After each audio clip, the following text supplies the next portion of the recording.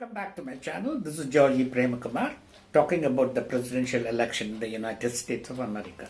So in a week's time, the American citizens will decide, okay, who will be their president for the next 4 years. Whether Donald J. Trump will be re-elected or he will be replaced with Joe Biden. Okay, so that is their problem. So now I wanted to go back to see that we have Senate and also House of Representatives in the Congress. I think I briefed you before in that other video. So the three branches of United States, the executive, the president makes that one, and legislature, the Congress, which comprises of Senate and the House of Representatives and the judiciary. So America, they have 50 states. Remember that one. 50 states, and then they have the territories. No, that's not part of the election year. 50 states are there, and then one federal district, which is the Washington DC, District of Columbia. That's one. So there are 100 senators and 435 House of Representatives. It's same like in India we have Lok Sabha and Rajya Sabha. Same like that. Upper house and lower house. So these 100 senators come from the 50 states. You have to keep this in mind. 50 states, 100 senators. That means irrespective of the size and the population, there are 2 senators elected by the people. 2 senators for each state. Now, there are 435 House of Representatives. They represent the congressional districts according to the population census of 2010. They divide it. Sometimes they say, no, it will vary. So, 435 House of Representatives. This House of Representatives and the senators, they make the Congress. They all go to Washington DC, and what we call Parliament, they have one place. And now you remember 50 states, 100 senators and 435 House of Representatives. Okay. So now the president of the terms, I wanted to talk about this term so you remember, you will also see now it's interesting, the American election takes place compared to what we do in India or any other part of the world. So the President of the United States is elected every 4 years. That takes place, in the first Tuesday of the month of November. Every November after 4 years, the President of the United States is elected. Okay. Now, the senators, there are 100 senators out there. These senators' term is 6 years.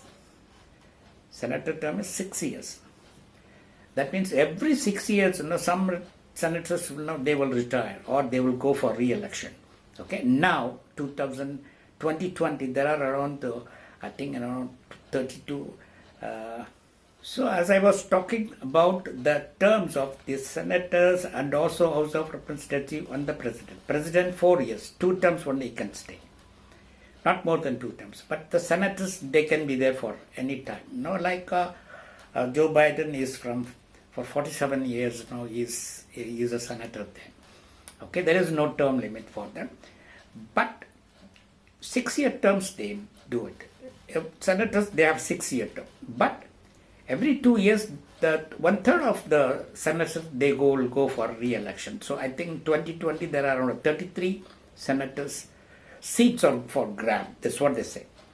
So who will take it? Now the Senate majority is Republican Party.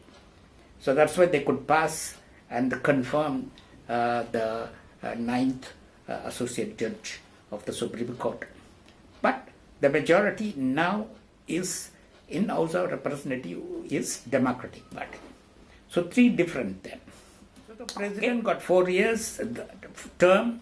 He serves 4 years, 2 terms, and the senators, they are 6 years. 6 years, every 6 years they go for the election. But the House of Representatives, that 435 House of Representatives, they go for every 2 years election. You see the difference?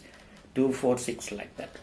So, okay, so every November there will be some elections going on every time. Okay. So last time, 2018 election, the Democrats took over the House of Representatives. They took over it from the Republican Party. Now, as I said, these are the terms. So elections are going, and the election is also going for the state legislature, all that is also going. They have a different, in the state level election also going on for governors, all that one is going on. So our concentration, the main reason I am putting up this video is about the electors and electoral vote to 270. What is this electoral college? This is why I put up this video, making all this time. So the senators are there, House of Representatives are there. Though I said 100 senators for the whole of 50 states, and 435 House of Representatives for all of America, that is for 50 states. So how much is the total? The total is 535. The number, I'm talking about the number. Then they were given 3 electoral oaths to the Washington DC. Okay, so 100, 435 and this 3, it makes 538. So this 538 is the Electoral College elector oaths. So this is what, people will be always talking, the electors have to vote. Not the people voting all over America now, 60 million people already voted. But they are voting for the electors of the respective party in the state. They are not voting directly to the president. If you look technically, it's like that. Now I was talking about the 538 electors. Okay. So how this 538 number they came? 100, 435 rep, then then 3 for Washington DC. Okay, so 538. These are the electors. They are the real people. They are not, some points or credit, if the president wins a state. No, they are the real people. They are the real people. This is what, it was a little confused, over the years, what these electors, who elect them. Okay. Even though the Americans are rushing to the booth, to vote for Donald Trump or for Joe Biden, but actually they are voting for this 538 people. So this is what, some people, they don't like the Electoral College method.